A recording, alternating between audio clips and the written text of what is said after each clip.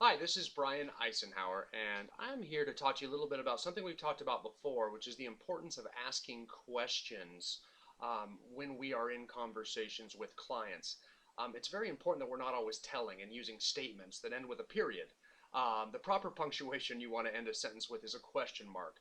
So, a good real estate agent representing their clients is typically going to ask a series of questions to help them self discover the right actions they need to take to be able to sell or purchase property in an effective manner. So it's very, very important to always be coming from curiosity. You're always asking questions and trying to stay away from any statements at all.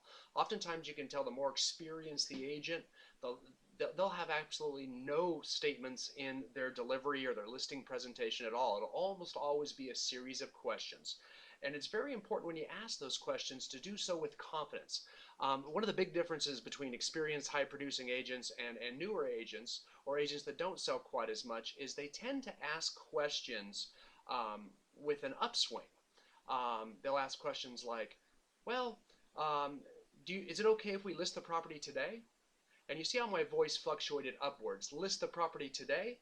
That actually effectively creates a lot of stress and shows a lack of confidence. So clients get very uneasy with that. You're actually putting the decision on them.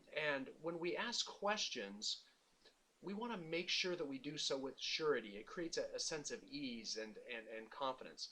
And a great story behind this is when I started out more than a couple decades ago in real estate.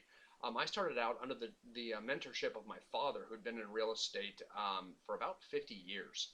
And I always had a hard time in tough conversations, tough listing appointments, to get clients to either agree to sign the contract today or to even agree to list with me at all.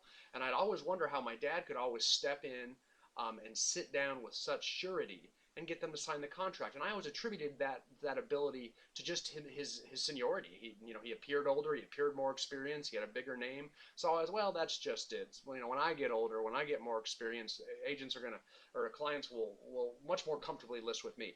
And then as I moved on in my career, I realized it really wasn't so much that; it was more in his delivery. He asked a lot of questions and he would still make statements, but he would always end them with a question, and we call that a tie down question.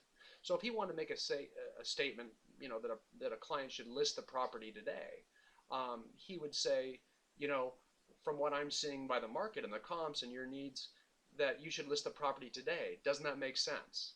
And he would actually tie it down with a question. So he'd end a statement with a quick period, and then he'd say, doesn't that make sense? How does that sound? Is that okay with you? And it would always be a downswing. So, and I used to use my hand to actually demonstrate that until I got in the habit of asking questions with the downswing. Doesn't that make sense? Is that okay with you? How does that sound?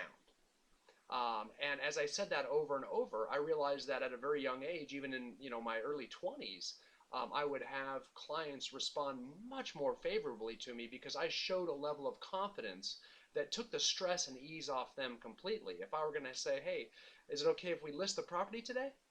And that's generally how we ask questions. We don't want to be too obtrusive. We naturally don't want to assume anything of our clients, and we want to actually always provide customer service. So because of that, we tend to get very hesitant with our questions in a listing presentation. And if we do that, it creates an uncertainty in the client themselves to take action right now. Therefore, they are going to delay to list their house. They are going to delay a price reduction. They are going to be hesitant to list the property in an appropriate manner to get it to sell because you're not showing that confidence that a tie down at the end of a statement with a downswing provides. So get in the habit of that, and if you have to, practice by yourself and use your hands to drop those questions down, and try to actually provide a better customer service to your clients by showing that you're sure in your decision making, and by doing it in a way that asks questions to get them involved, to get them to interact with you, and to get them to really buy in to